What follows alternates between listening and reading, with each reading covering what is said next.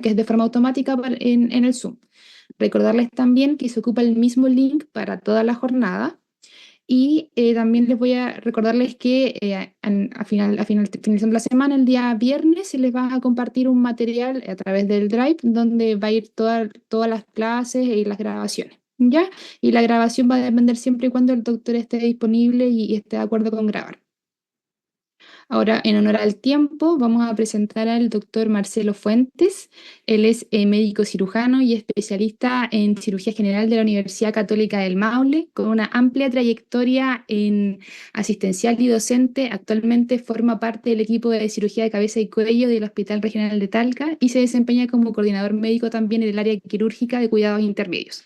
Además, participa activamente en la formación de estudiantes de medicina de nuestra universidad. Así que le agradecemos su disposición de participar en esta jornada y compartir con nosotros su experiencia clínica y quirúrgica. Doctor, adelante. ¿Qué tal? Muy buenas tardes. Eh, bueno, me encargaron, gracias por la presentación, Paulita, eh, me encargaron hablar sobre lo básico que podemos conversar acerca de, del instrumental y las técnicas quirúrgicas. Ahí quedó con el otro. Da un segundo. Esto ya es demasiado. No hay problema, Doc. Ahí sí.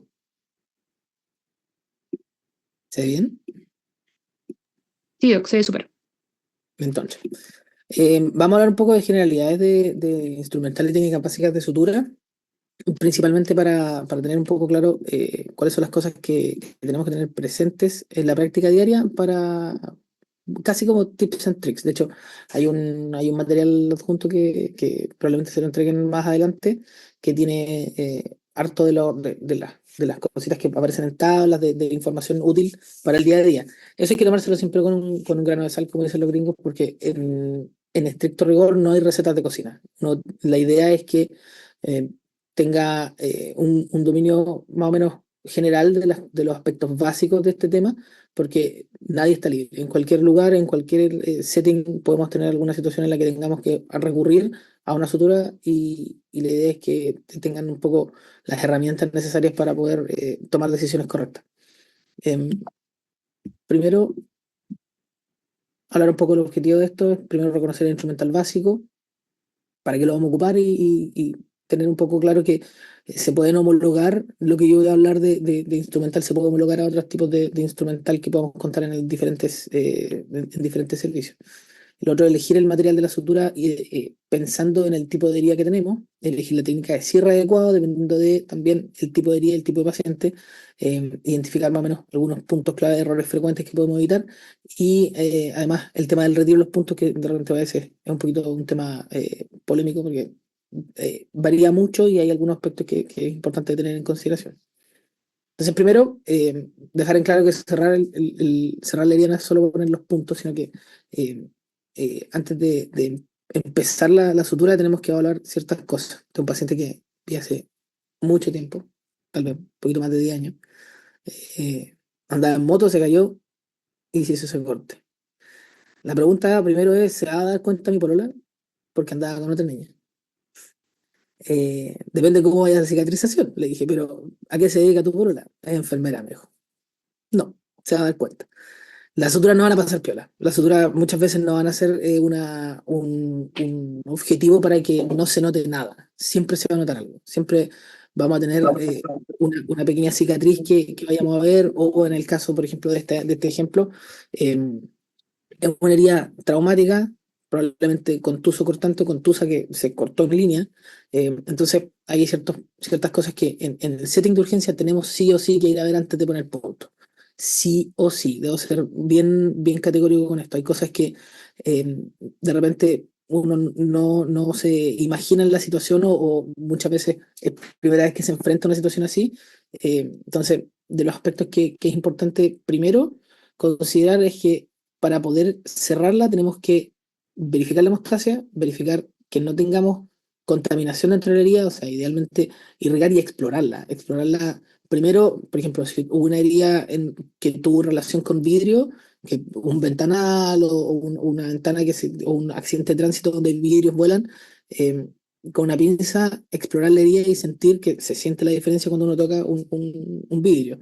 Eh, Extremadamente importante porque si no, esa herida que cierran, hay que abrirla de nuevo después para sacar los pedazos de vidrio, el vidrio no va a salir solo. Y lo otro es el tipo de material. O sea, generalmente cuando estemos en un contexto como el de la imagen, que podríamos, lo vamos a ver un poco más adelante, pero la idea de este tipo de cierres es evitar el riesgo de complicaciones a futuro, Recording in progress. principalmente de infecciones. Entonces ahí vamos a elegir puntos separados, por ejemplo, hablando en este ejemplo, pero al punto es la elección del material. Otro punto que vamos a desglosar un poco lo que estamos hablando, la evaluación inicial de la herida. Claro que no todas se tienen que cerrar de inmediato. Ahí estábamos de turno con mi doctor Azúcar. Nos llegó ese mequetrefe con el puñal puesto. Claro, eh, parece obvio, pero el ejemplo es para dejarlo bastante claro. La herida que nosotros vemos en la piel muchas veces no es el problema. Cuando nosotros descartamos que no hayan otros problemas asociados, Ahí recién podemos tomar en consideración que el manejo va a ser dirigidamente sobre la herida. pero muchas veces no va a ser así. Primero, hacer una buena anamnesis, evaluar el tipo de lesión, el mecanismo, el tiempo de evolución que lleva, si se contaminó, si tiene cuerpos extraños adentro, acá en este caso de verlo. Eh, el estado de las vacunas, si tuvo alguna inmunización o un booster de alguna antitetánica previo, y hace cuánto tiempo, o si tiene esquema completo, las comorbilidades que puede tener el paciente y que puedan complicar el tema de la cicatrización de la herida o una exploración que sea más riesgosa. Y el examen, ver bien dónde está la herida, hasta dónde llega la profundidad, si es que está o no sangrando activamente y si ese sangrado también es vadeante o es en jet.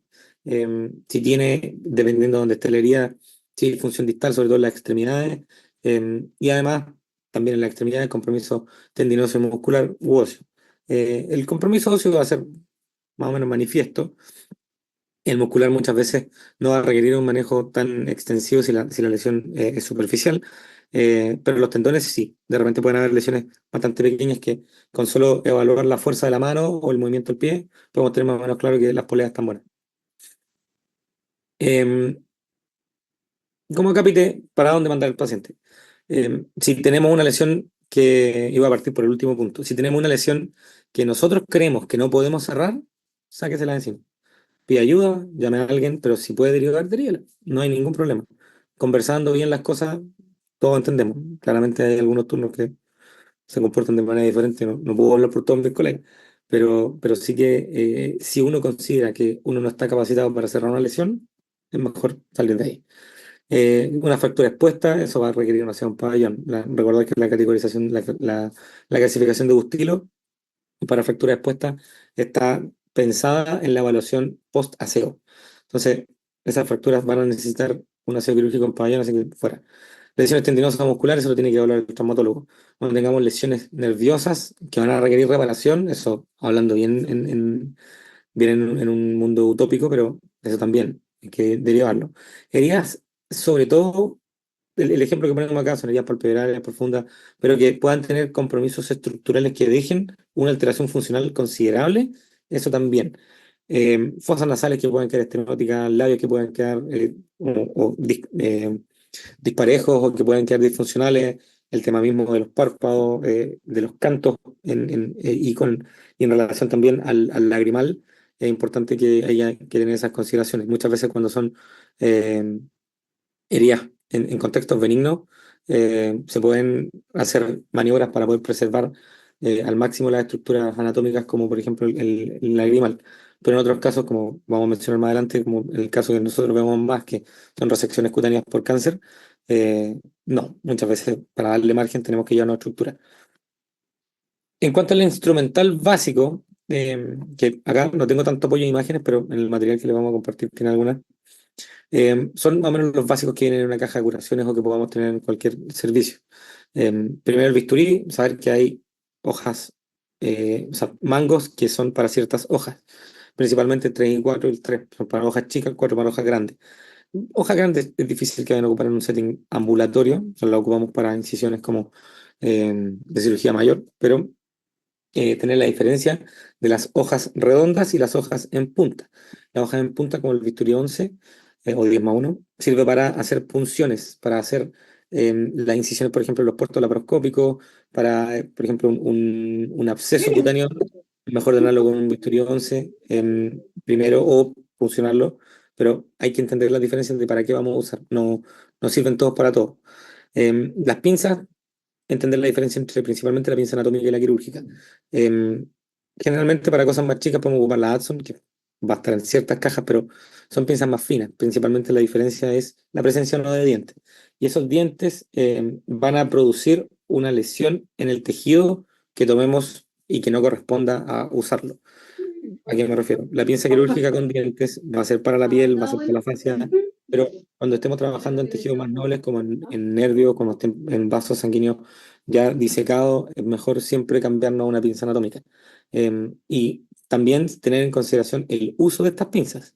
La piel la vamos a poder afirmar bastante bien con los dientes de la pinza quirúrgica, pero si llegamos a perder la tensión o desgarramos, esa piel se puede desgarrar, como dije, y también varía de paciente en paciente. Un paciente añoso con menos dermis, con menos colágeno, va a tener una piel mucho más frágil y que se va a fragmentar rápidamente. Entonces, muchas veces en estos casos, entre pinza anatómica y pinza quirúrgica, es mejor ocupar la mano. Es mejor ocupar material que no nos vaya a producir más trauma innecesario en la piel y separarnos con la mano, tratar de pasar los puntos con cuidado y tomar la aguja con la pinza, pero intentar evitar manipular mucho el tejido.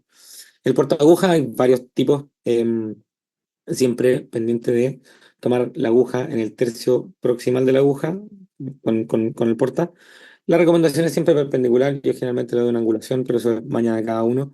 Lo importante es la distancia que hay para tomarla, 3/4 o 2/3, pero principalmente porque el movimiento va a ser un movimiento de la muñeca. La intención es que la aguja avance sin resistencia, no es a la fuerza. Tiene que ser un movimiento, y aparte que las agujas son, principalmente el nylon que vamos a ocupar mucho en la piel, es una aguja cortante, no necesitan pelear con la aguja para poder avanzar el punto. Entonces, lo importante es la buena toma, el ser consciente del movimiento del codo es lo que va a angular la punta de la aguja y lo que nos va a permitir pasar mejor el punto. Entonces, en vez de estar peleando, la idea es estar cómodo y hacer un movimiento lo más natural posible. Las tijeras siempre tienen la consideración de la diferencia entre principalmente la mayo y la Metzenbaum. Hay muchas, hay incluso tijeras como las Iris, que a veces son tijeras que no sirven ni siquiera para cortar más tejido que el que están diseñados. Hay tijeras que sirven para divulsionar más que para cortar, que en algunas cajas de oftalmo que ocupamos para algunas cositas. Pero la gran diferencia está en que la mayo está diseñada para cortar material y la Metzenbaum para disecar y cortar tejido. Claramente, si nosotros la ocupamos para otro tipo de menesteres, no van a andar tan bien. O sea, la mayo no te va a servir mucho porque una tijera muy bulky no va a servir mucho para disecar tejido, pero si queremos cortar material, cortar tejido, cortar gasas, los drenajes también, siempre con una tijera mayo porque la Metzenbaum se te puede incluso desarmar. El uso de pinzas hemostáticas como la Kelly, la Mosquito, la Hatsted, son pinzas principalmente para la hemostasia. En caso, yo lo dejaría en el contexto en el que estamos hablando, principalmente para vasos sanguíneos visibles sangrando. Si ustedes ven una vena sangrando o una arteria sangrando en una zona en la que es superficial, en la que tiene más o menos claro que ese vaso no tiene nombre propio, es principalmente la arteria, porque ya venas da un poco lo mismo. Uno en un sangrado venoso, si comprimiendo no resuelve y uno puede explorar la herida, vemos que hay un vaso visible sangrando, si podemos secar, aspirar, hay que tomar cada cabo con un hemostático, seccionar el vaso y ligarlo. Em, Esa es como la recomendación. Ahora, claro que requiere una habilidad detrás para poder hacer los nudos con la mano, que eso se puede entrenar. Entonces, tener claro para qué sirve cada pinza. Si estamos hablando de vasos chicos, tratar de ver una mosquito. Si no, una Kelly, como sea. Tomar piel con la Kelly, no. La Kelly no está diseñada para eso. Va a dañar la piel, va a macerarla, nos va a causar problemas después para cerrarla. Entonces, y lo otro es no utilizar las Kelly para otros menesteres que no sean el uso correcto para hacer hemostasia. En asterisco y lamentando que estén grabando.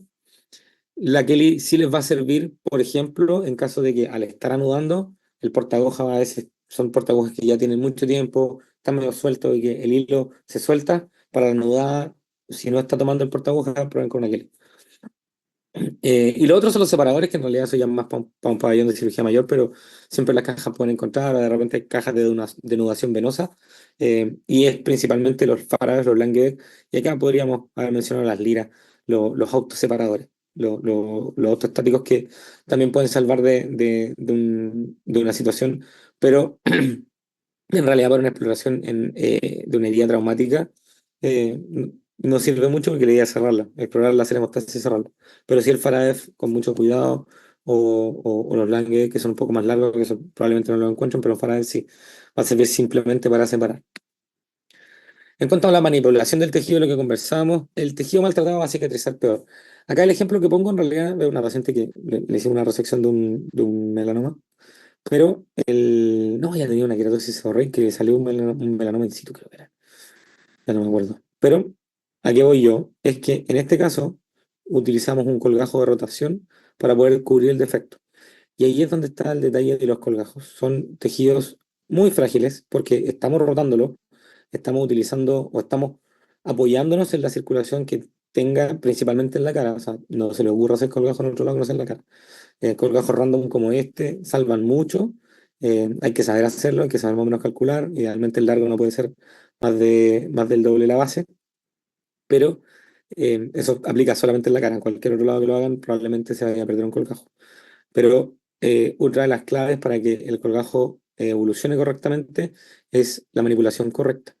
El uso de pinzas con dientes, una pinza quirúrgica en el borde del colgajo, probablemente lo lesione lo suficiente para comprometer la irrigación de capilares que hay en el borde de la herida y en la irrigación que nos va a permitir la cicatrización inicial.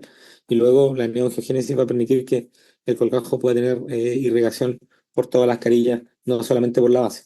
Entonces, siempre tomar la dermis con cuidado, no triturarla con la pinza, evitar la tensión excesiva de los márgenes, y para eso uno es el aproximar los bordes de la herida. Si tenemos una pérdida de tejido, tratar de evaluar si es que se puede afrontar directamente, si se puede separar el tejido de abajo para evitar la tensión del bloque de piel, sino que solamente desplazar dermis y epidermis y separar un poco el subcutáneo, y eso evita la tensión excesiva de los bordes.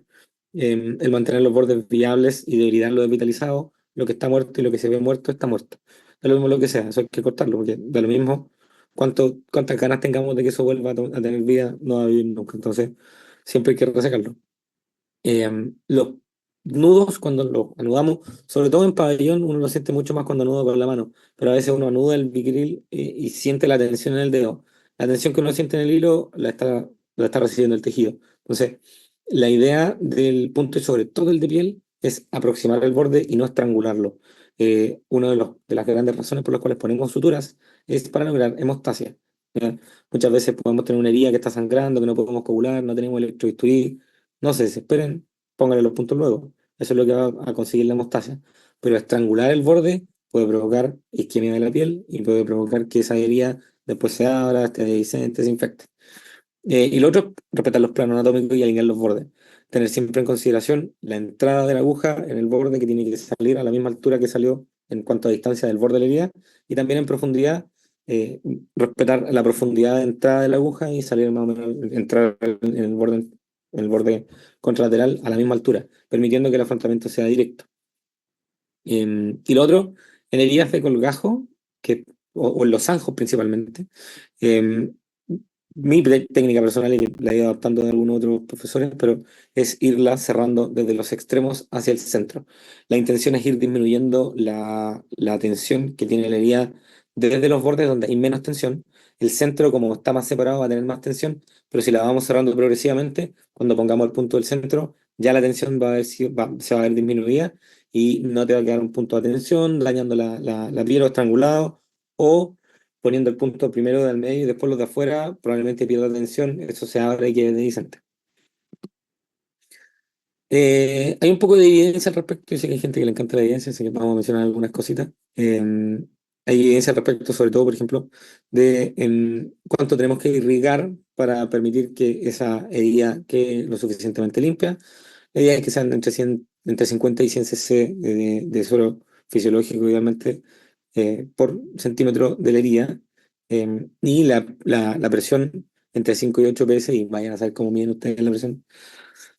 La evidencia habló, hubo alguien que quiso hacer un estudio y tuvo que medir la presión. Pero si estamos hablando de irrigar a presión para favorecer el arrastre mecánico, una de las técnicas que podemos usar es en una jeringa de 20, por ejemplo, la aguja de 21 con el portaaguja uno la toma y la mueve como para quebrarla, para evitar el bisel, pero además para dejarlo cerrado como en una boquilla más pequeña que nos permite irrigar a presión. Hay veces que incluso uno puede provocar un poco de edema en el tejido si irriga muy cerca, pero sí nos va a servir para irrigar a presión una herida que pueda tener material un poco más raído, y idealmente con suero tibio. En contextos diferentes, podemos salir jugando con cosas diferentes. Si la herida es un poco más superficial, yo creo que lo mencionaba acá, el agua potable pudiese ser considerable, pero en heridas más profundas siempre manténganse con el suelo. Sacar siempre el tejido desvitalizado, como lo habíamos comentado, y sacar todos los cuerpos extraños visibles. Evaluar bien la herida, pueden haber pedazos de tierra, madera, y el vidrio sobre todo, a explorar bien la herida. En cuanto al material, la idea es, tenemos una serie de grupos, clasificaciones, principalmente el absorbible y no absorbible, y los monofilamentos y los trenzados. Eh, y aquí en realidad hay como algunas vicisitudes que son comentables. Siempre cuando vamos a dejar puntos superficiales, la idea es que sean no absorbibles, ¿ya? Son más inertes, tenemos menos reacción a cuerpo extraño si es que lo sacamos a tiempo. Y en cuanto a tejidos más profundos, tener consideración de los absorbibles, que la mayoría de los absorbibles van a ser trenzados, como el Vicryl. Monocril y PDS son más difíciles de encontrar en APS o en otros lugares, pero si cuentan con monocril, tener mucho cuidado con la cola que puede quedar más rígida que el Vicryl. El Vicryl, al ser trenzado, es más maleable, pero el monocril sigue teniendo la misma propiedad reabsorbible, pero es un material un poco más rígido. Entonces, puede que se exponga, puede que sea un poco más porfiado en ese sentido. Lo dejamos un poco más para cierres más estéticos, causa un poco menos de reacción inflamatoria que el Vicryl por el hecho de que no produce el efecto sierra, pero pensado principalmente en una sutura intradérmica. En cuanto a los monofilamentos y los trenzados, lo mismo, tener en consideración el tema de la reacción tisular que va a provocar el efecto sierra de los trenzados. Entonces lo dejamos exclusivamente o para subcutáneo o para un intradérmico con Vicryl 4.0, algo más finito. Em, Tener en consideración la seda, es no absorbible, trenzado, pero existe otra categoría que son las suturas o los materiales orgánicos y los inorgánicos.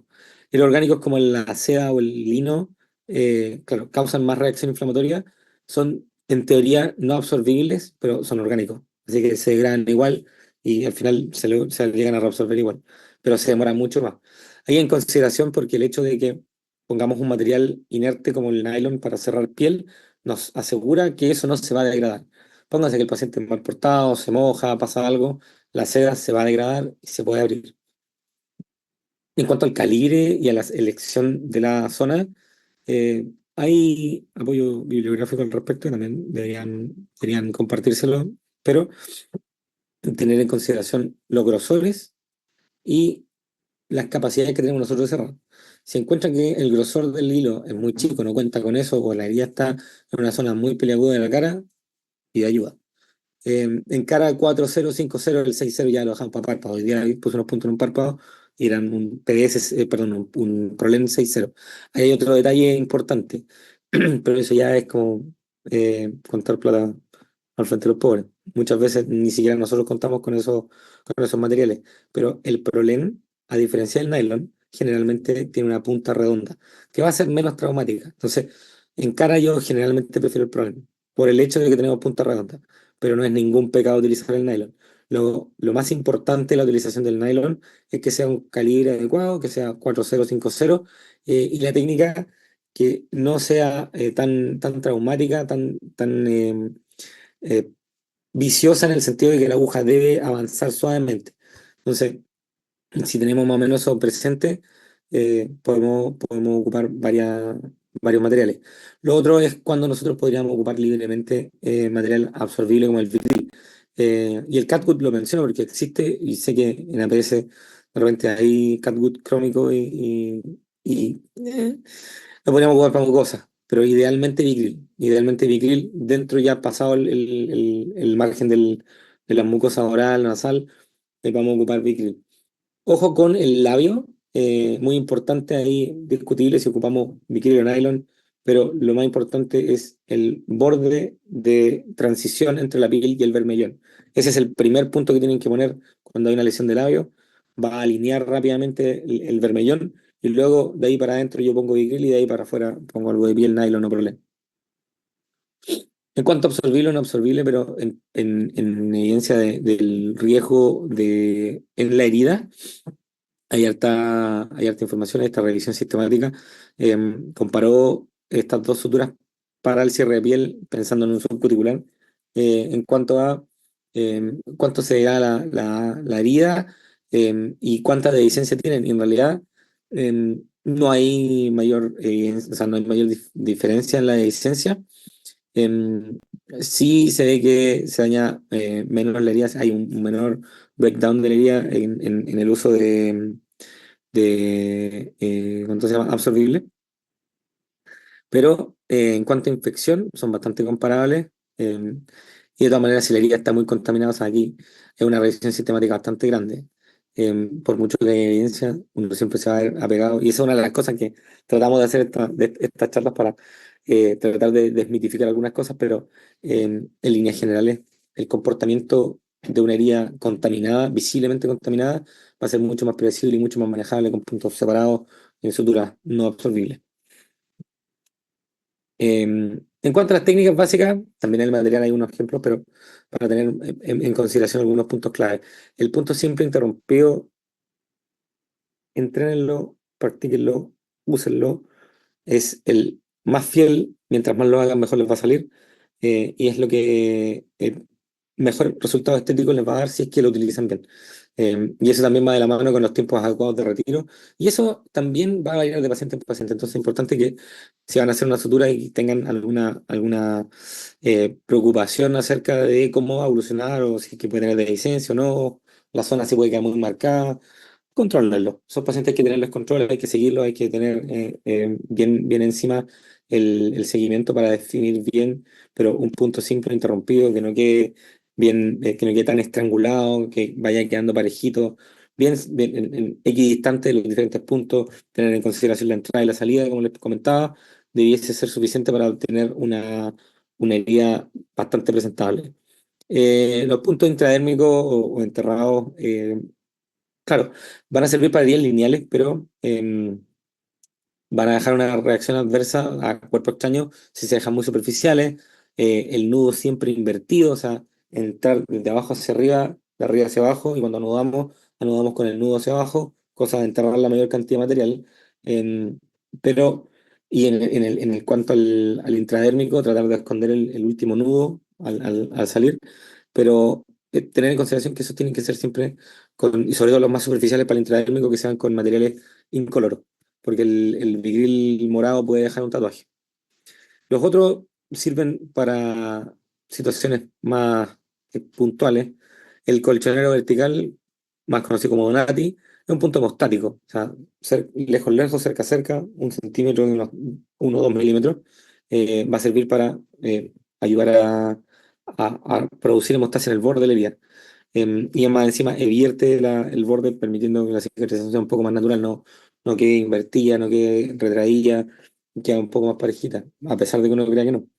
El colchonero horizontal o la guardia griega en realidad son puntos que también sirven hemostáticos, se pueden hacer corridos, el vertical, el donati también se puede hacer corrido, pero son puntos que son más de salvataje en caso de sangrados más masivos, te puede ayudar, sobre todo cuero cabelludo ayuda bastante.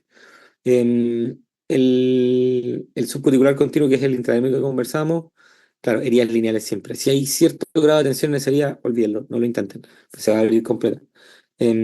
O varias capas. pero en general, si hay tensión o si hay una separación grande como en los anjos, es mejor utilizar puntos interrumpidos y la misma técnica de ir disminuyendo progresivamente la tensión. Y cuando hay una herida más profunda, cuando hay compromiso de subcutáneo principalmente, y queda un espacio muerto grande, o cuando resecamos algunos quistes subcutáneos, algunos quistes que queden muy superficiales a la piel, y la idea es que cuando están muy superficiales, resecar los anjos de piel, hay primero puntos subcutáneos con absorbibles enterrados, y luego la piel en el mismo sentido. Ahí también yo tendría la salvedad, a pesar del uso de puntos absorbibles para el subcutáneo, volver a hacer el cierre progresivo desde distal hacia el centro, hacia proximal. Eh, y al respecto de eso, hay estudio de Alam que también se lo vamos a mandar.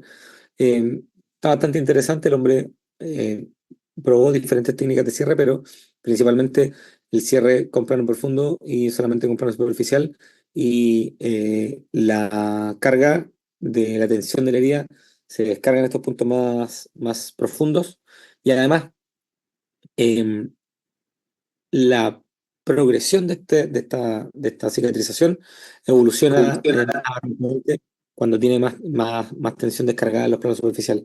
Es la típica cicatriz que queda como ancha, que cicatriza bien, pero después con el tiempo se va abriendo.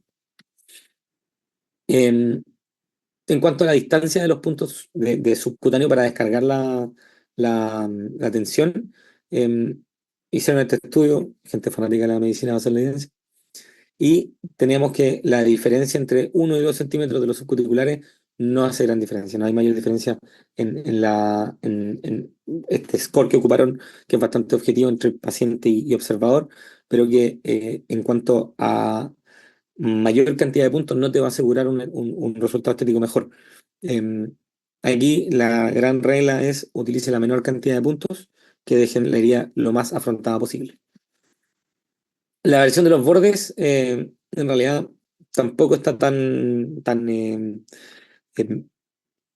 categórica. O sea, lo importante es tratar de buscar el resultado más anatómico posible, el tratar de que los bordes queden bien alineados, de que no quede con mucha tensión o muy invertido o muy evertido, cosa de que la cicatriz se vaya produciendo en una situación lo más fisiológica posible, entendiendo que claramente la situación no es fisiológica, pero si vamos a fomentar, porque en realidad lo que estamos haciendo es poner puntos para fomentar una cicatrización, es dejar al cuerpo trabajar solo. La idea sería tratar de entregarle el ambiente lo más neutral posible.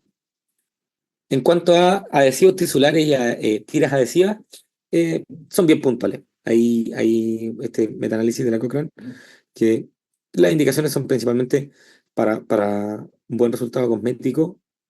Se pueden usar como coadyuvante, que se lo menciono un poco más adelante, en el caso por ejemplo, puntos separados con Dermabond, con cianoacrilato.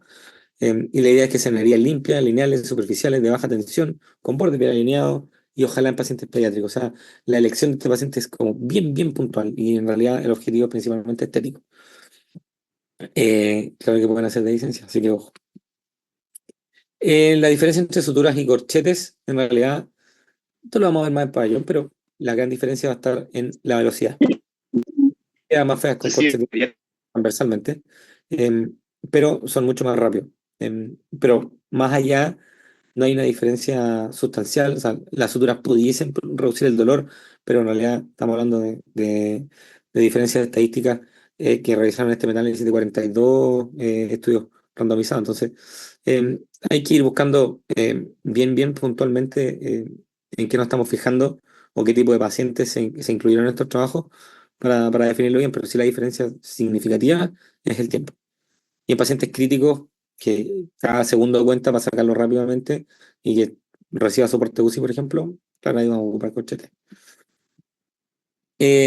Mencionar un poco, y creo que hablamos harto más de esto, pero errores frecuentes, rápidamente, no explorar en profundidad.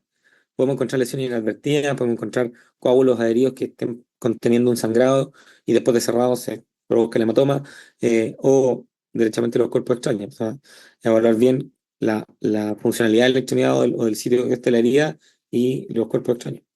Cerrarlo con mucha tensión va a producir una cicatrización a tensión, puede ser isquemiante, puede producir un problema en la cicatrización o finalmente a futuro producir una dehiscencia. Entonces, asegurarnos primero con una descarga de la tensión en el plano profundo sí que tenemos y luego en la piel. El nudo en exceso, como les decía, muchas marcas, mucha isquemia, lo justo y necesario, la tensión necesaria para afrontar la herida y que no se te suelte, el punto no suelto, pero tampoco estrangulando. Eh, Elegir bien el material, saber bien cuándo utilizar un material reabsorbible, cuándo utilizar un material trenzado o no trenzado, eh, y mucho de eso va a influir en la reacción adversa, en que se expongan los materiales y en una cicatrización deficiente. Entonces, siempre elegir por plano y por objetivo y no por costumbre. Los bordes, invertirlos, permitir que quede afrontada o lo más neutral posible. A veces a alguien le gusta vertirlos, pero hay de todo un poco. La eversión de los puntos va a permitir evitar la inversión, pero si nosotros nos fijamos bien en las cosas que tenemos que hacer para que quede la herida pareja, debería ser suficiente. Y lo otro, utilizar adhesivos en heridas más tensas, no lo hace. Derechamente no lo hace. Los puntos, bueno, este también, como les comentaba, va en el material, pero el retiro es bien variable. Yo, como recomendación general, lo dejaría en cara 3 a 5 días, máximo 7, bien observado, no debería haber problema. Podemos utilizar, como les menciono acá, alternativas para combinar los cierres, ponerle puntos y luego de retirar los puntos le podemos utilizar un adhesivo tisular o adhesivos, o sea, telas adhesivas que nos permitan mantener una curación compresiva o afrontada para permitir que el periodo de descarga de las tensiones sea un poco más prolongado, evitando los puntos puestos. Y ya después en otros lugares del cuerpo, 10 a 14, 7 a 10, andan bastante bien. Excepciones importantes, heridas a tensión. Eh, yo generalmente lo que hago es observarla, evaluarla. Si el punto que yo le puse ya está suelto, entonces la dermis se cicatrizó lo suficiente para mantener la tensión y ya no están haciendo ningún efecto. Pero eso va a ir siendo evolutivo y dependiendo de paciente en paciente. Entonces, para terminar, 5 reglas más o menos redondita, evaluar bien la herida antes de cerrarla, limpiarla bien, utilizar suero a chorro y a pasto.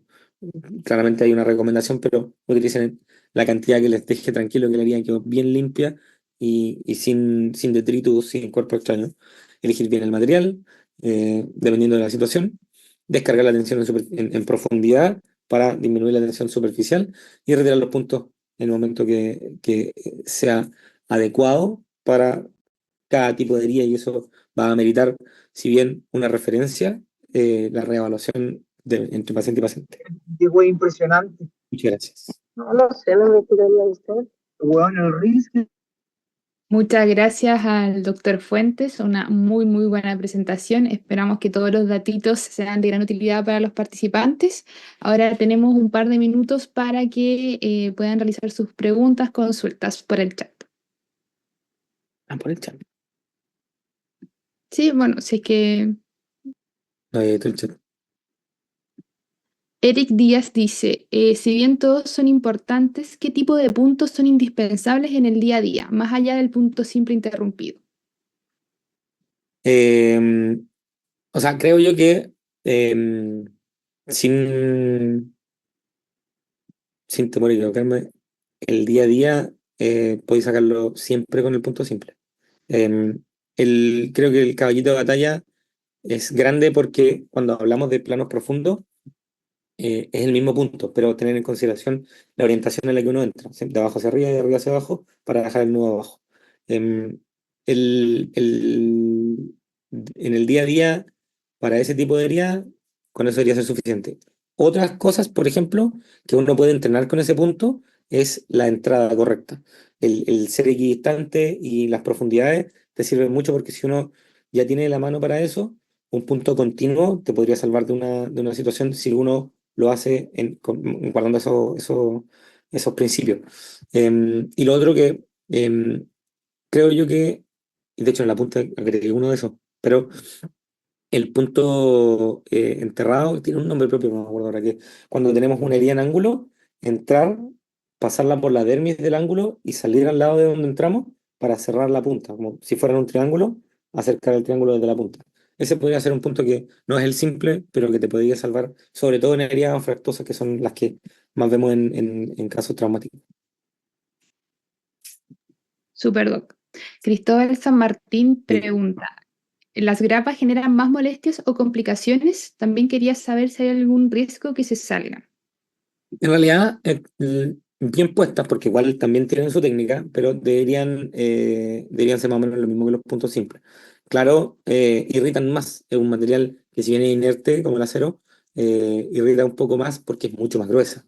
Eh, Causa más trauma en la piel, y claro, ese trauma va a conllevar un poco más de reacción inflamatoria. Entonces, pudiesen ser más molestas, pero el riesgo que se salgan eh, en realidad sí quedan mal puestas, sí quedan o montadas, puede ser, se pueden complicar un poco. Entonces, en ese sentido, siempre tener presente que si una grapa no quedó bien afirmada, no quedó, uno no queda conforme con la instalación, no hay ningún pecado reforzarlo con un punto simple.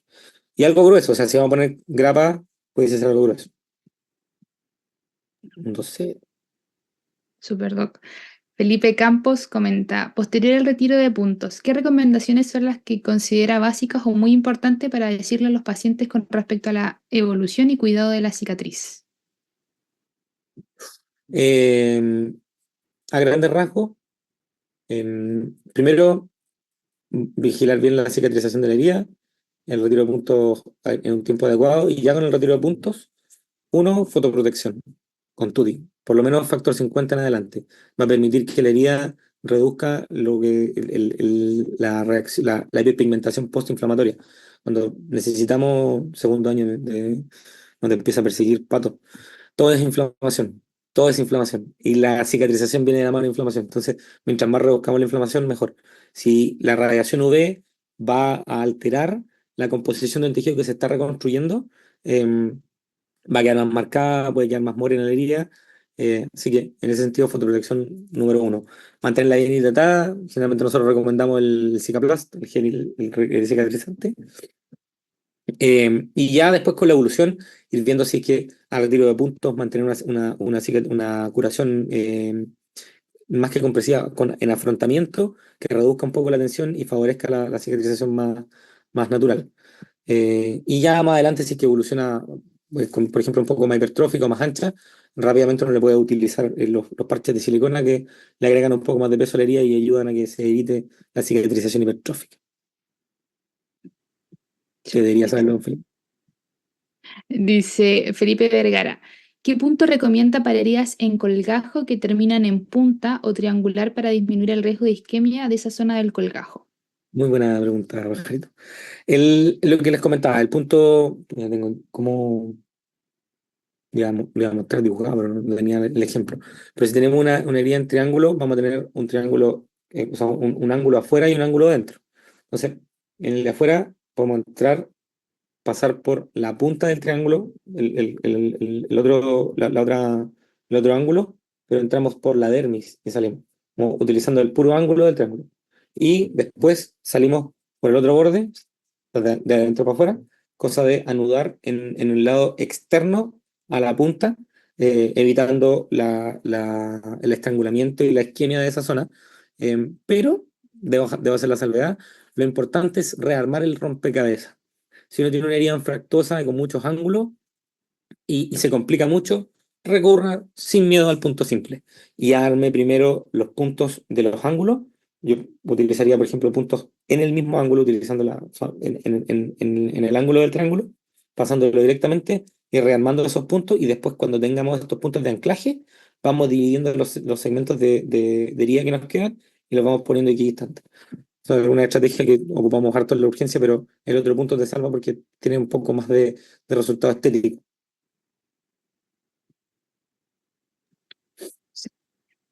Lucas Bravo dice, buenísima clase, profe, una consulta. Si llega a la urgencia, una sutura porque el paciente se le salieron los puntos, ¿se sutura de nuevo? ¿Alguna medida para tener en cuenta o cierra por segunda intención?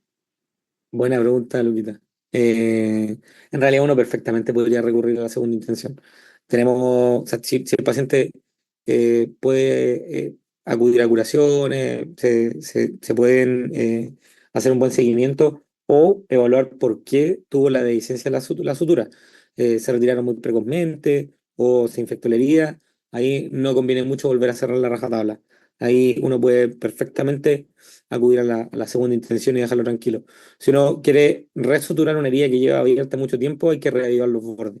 Y eso significa generalmente resecar un poco de tejido y ahí en realidad uno va perdiendo tejido, así que a veces es más recomendable mantenernos la segunda intención. Nos quedan todavía un par de preguntas. Francisca consulta, ¿cuándo sería un tiempo adecuado para sacar puntos? Ahí, como le explica, ahí en el documento que le van a mandar, también hay un poco de referencia, pero depende mucho de la zona en donde están y de la evaluación del paciente. El punto, si uno lo deja con una tensión justa, afrontando el tejido y permitiendo que eso mantenga un orden un poco más anatómico y fisiológico, al recuperar la tensión porque estaríamos hablando de que en el contexto de trauma, la herida estaría un poco más inflamada. Entonces, ese punto nos permitiría alinearla, pero vamos a saber que sería va a estar hinchada. Entonces, cuando baje un poco la inflamación y la dermis logre sellarse en ambos labios, ese punto va a quedar suelto.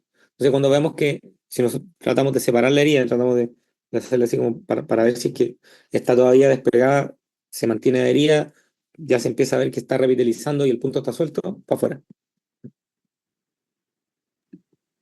Súper. Damián Morales consulta en una infección superficial de herida operatoria, sin fiebre ni compromiso sistémico. ¿Cuándo estaría recomendado retirar algunos puntos, abrir parcialmente la herida o iniciar antibióticos? Gracias. Hay que estar bien seguro de que la infección es superficial. En general, cuando tenemos, por eso también se recomienda el uso de puntos separados, porque en estos casos son los que uno dice, chuta, habrá un problema abajo, saquemos un punto, exploremos. Eh, es mala maña comprimir y todo, pero se pueden explorar en un ambiente bien ordenado, bien limpio, todo estéril. Uno podría explorarlo con una pinza, tratar de separar un poco la herida, ver si sale un poco de pus.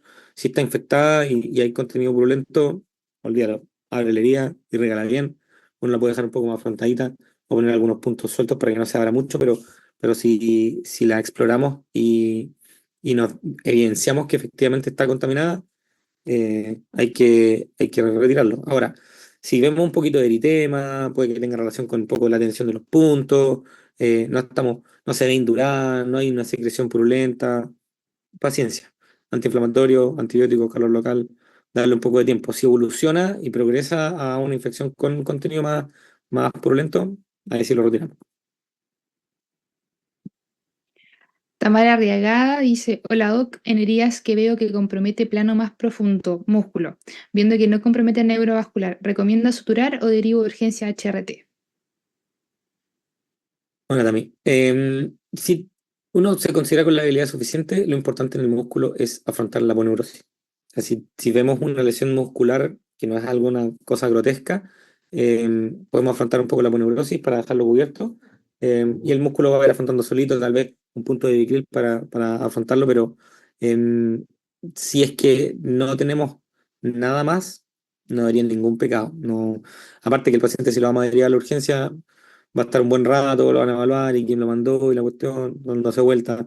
Al final, más que por la plancha, porque en realidad si uno siente que lo tiene que mandar, lo manda, pero el paciente se da más vuelta. Entonces, eh, el músculo per se no es tan necesario suturarlo a menos que sea un desgarro grande y esos son puntitos bien sueltecitos, tranquilitos, cosa de afrontar un poco el músculo, pero no con la tensión necesaria como para cerrarlo bien. Puede que te quede suelto, pero mientras el músculo esté un poco afrontado, apaña. Y luego lo bueno, si tratar de dejarla cerrada. Nos quedan un par, dice, gracias por la clase, Omar Alberto, en sutura intradérmica, ¿cuándo se usa sutura absorbible o no absorbible? He visto ambas. Eh, Maña personal. En realidad, actualmente estamos utilizando harto intradérmico con absorbible, principalmente porque estamos en un contexto de heridas limpias. Cuando tenemos una herida que no está tan limpia, entonces no es un buen contexto para utilizar un intradérmico. Pero en general, creo que la elección puede venir un poco más de la mano de la reacción a cuerpo extraño que no esté tratando de evitar, porque el Vicryl efectivamente va a producir un poco más de reacción de cuerpo extraño igual que el monocril. Si uno deja algún material ahí, ya sea trenzado o no trenzado, va a producir una reacción inflamatoria. Entonces, si uno puede hacer un buen control de la herida, un paciente principalmente adultos, la intradérmica en niños generalmente no andan muy bien. Y lo otro es qué hacer con las colas. Uno las puede anudar entre sí, ya un aro, pero si un niño se la agarra, suerte con eso. Y si uno les deja los nudos puestos, con la tracción o el edema o el movimiento, se pueden incrustar y ya más marcado aún. Así que si el setting da para una intradérmica, yo generalmente me quedo con la intradérmica con absorbible.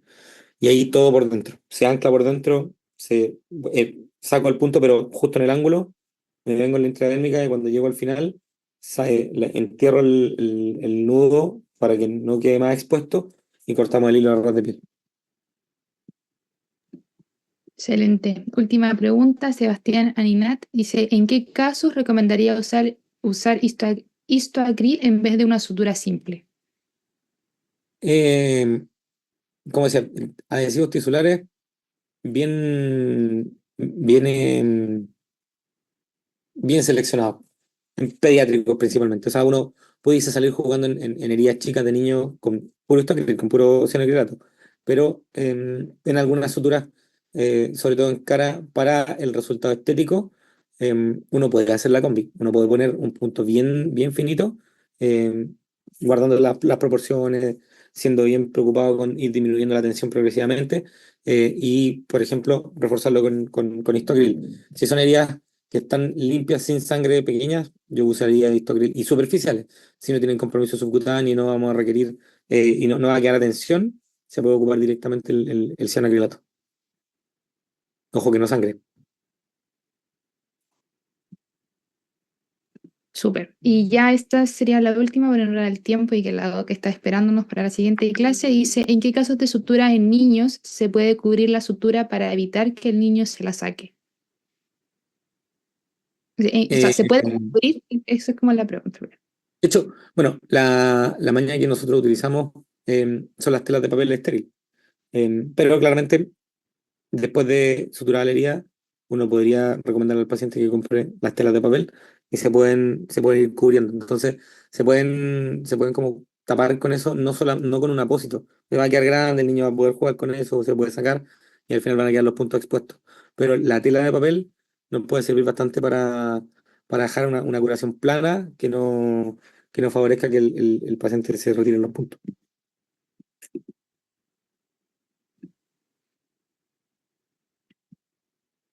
No te le escucha, Paula. Está ahí muteada. Perdón, sí, gracias, Doc. Ya, esta sí va a ser la última, pero no la quiero dejar pasar porque podría ser interesante. ¿En cuero cabelludo se podría usar el histocril? O sea, usted lo podría usar en cualquier lugar, pero de que sea recomendable es otro tema. Mm, No. En cuero cabelludo uno lo podría usar en algo chiquitito, pero tener en consideración, el cuero cabelludo sangra mucho. El cuero cabelludo es el lugar para puntos gruesos, separados, puede ser un donati, pero algo que les permita cohibir el sangrado. No lo van a poder cohibir si no le ponen puntos rápidamente. O rápidamente me refiero a punto bien puesto sin sucumbir ante el hecho de que esté sangrando una herida, porque puede ser un poco estresante. Pero si es algo chico y no está sangrando, perfectamente. Si es algo superficial, uno lo puede evaluar. Pero en líneas generales, yo me imagino como una herida de cuero cabelludo como la que vimos en las primeras diapositivas. No, no, definitivamente eso va para un punto.